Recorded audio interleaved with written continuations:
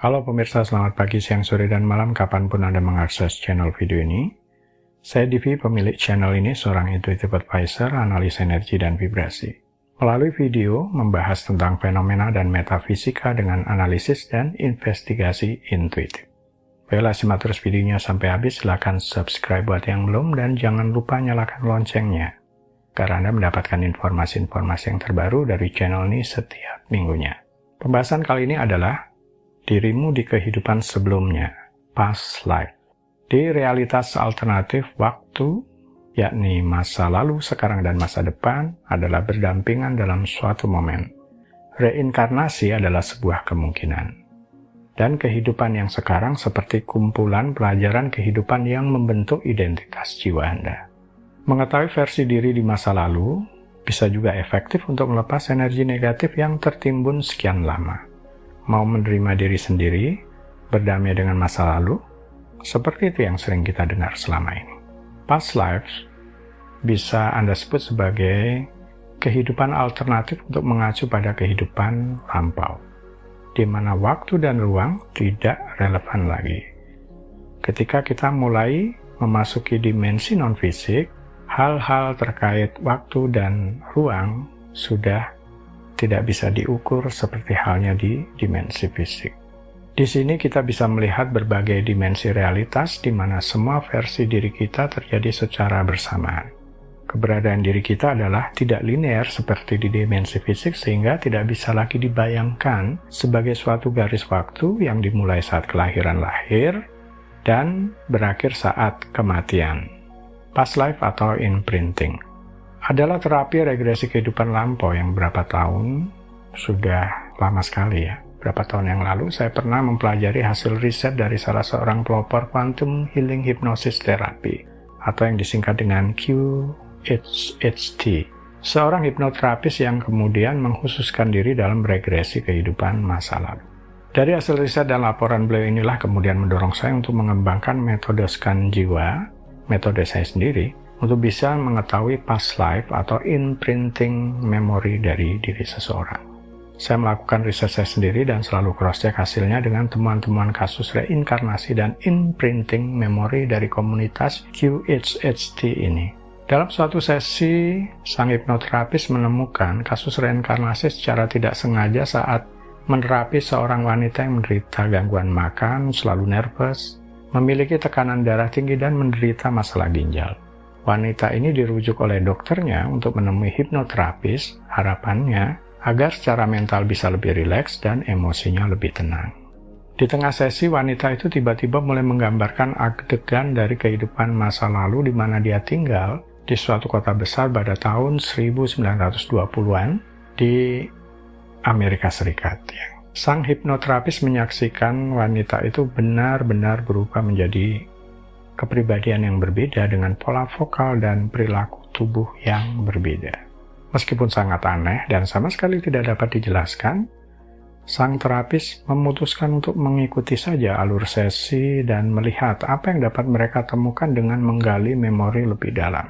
Apa yang dialami oleh pasien wanita ini tadi tidak selalu past life jiwanya sendiri, bisa juga past life dari jiwa yang lain, yang kemudian dialami sebagai pengalamannya sendiri oleh si wanita tadi. Inilah yang dinamakan dengan fenomena imprinting. Tidak aneh, seringkali dijumpai dalam sesi past life regression, banyak orang mengaku di kehidupan yang sebelumnya adalah Ratu Cleopatra di masa lalu.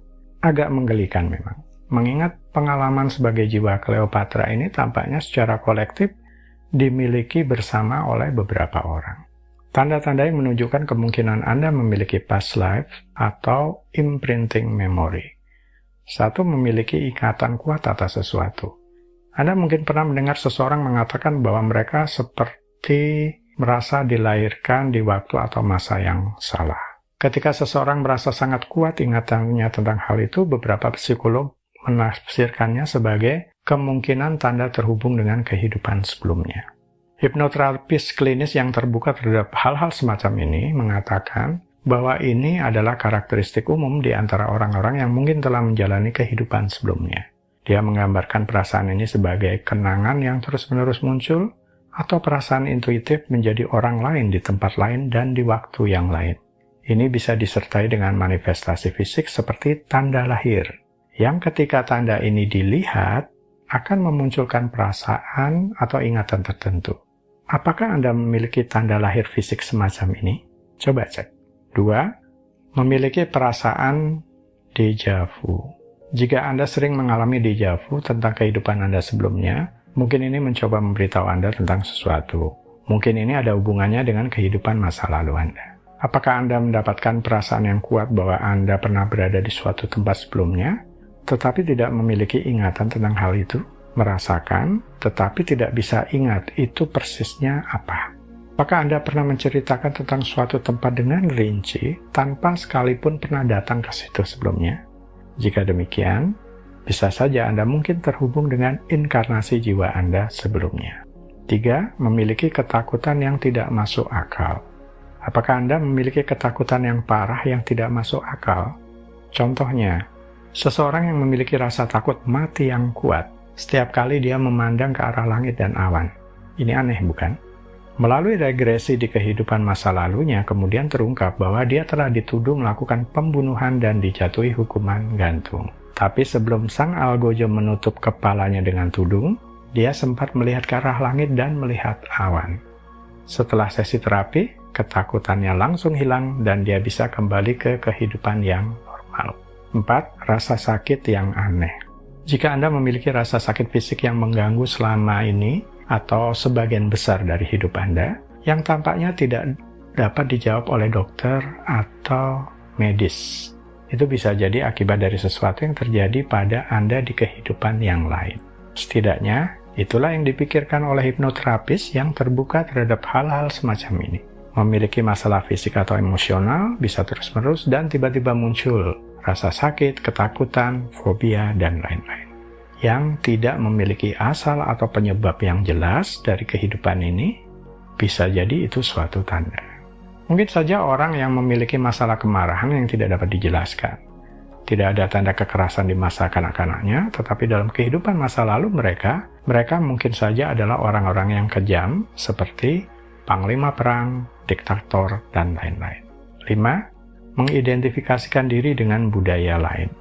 Contohnya Anda lahir di Indonesia, warga negara Indonesia asli, tapi memiliki hasrat yang luar biasa untuk gaya hidup Prancis dan hampir semua hal-hal yang berbau Prancis.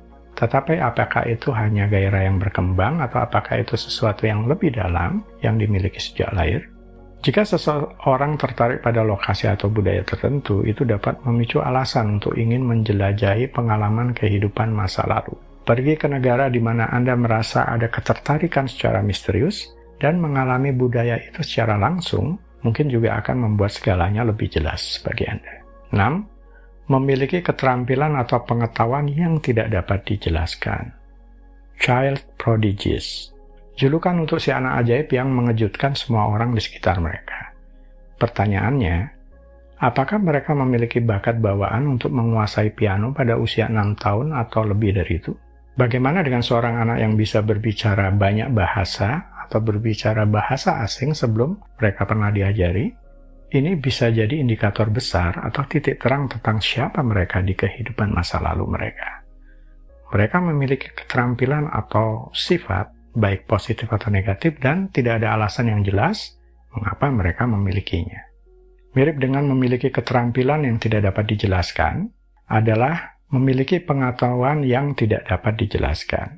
Beberapa tahun yang lalu misalkan, pertanyaan siapa aku di kehidupan masa lalu adalah pertanyaan sering ditanyakan kepada paranormal misalkan. Bahkan banyak psikolog yang benar-benar percaya pada kehidupan lampau dan mendasarkan praktik mereka pada konsep tersebut. Berbeda dengan kehidupan masa kecil yang masih di garis waktu kehidupan yang sekarang adalah relatif mudah untuk cross-check-nya. Keanehan yang dijumpai oleh hipnoterapis past life regression tentang imprinting memory juga pernah saya alami. Dan saya pernah jumpai. Yakni satu pengalaman jiwa yang dimiliki oleh beberapa orang di mana ini sejatinya bukan kehidupan masa lampau mereka yang sesungguhnya. Menurut saya, walaupun ada tanda-tanda dimiliki yang mengarah ke kehidupan masa lampau, Tapi perlu diwaspadai adanya fenomena imprinting memory ini, yaitu kenapa ada memori pengalaman hidup pihak lain yang secara kolektif bisa dijumpai di dalam jiwa-jiwa yang lain. Seperti kasus Ratu Cleopatra tadi. Baiklah, lain kali saja ya kita bahas perkara ini, agar video ini tidak terlalu panjang. Baiklah pemirsa, sekian dulu ya. Sampai di sini dulu, sampai bertemu di video berikutnya. Silakan subscribe buat yang belum dan jangan lupa nyalakan loncengnya agar Anda mendapatkan informasi-informasi yang terbaru dari channel ini setiap minggunya. Sampai jumpa.